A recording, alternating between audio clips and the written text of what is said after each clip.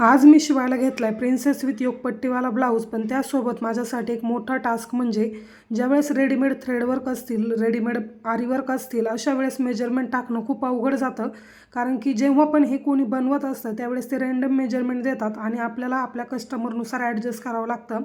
अशा वेळेस मी सुरुवातीला अस्तर कट करून घेते आणि त्यानंतर मग त्यावरती कसं मॅनेज होतं हे सर्व चेक करत असते.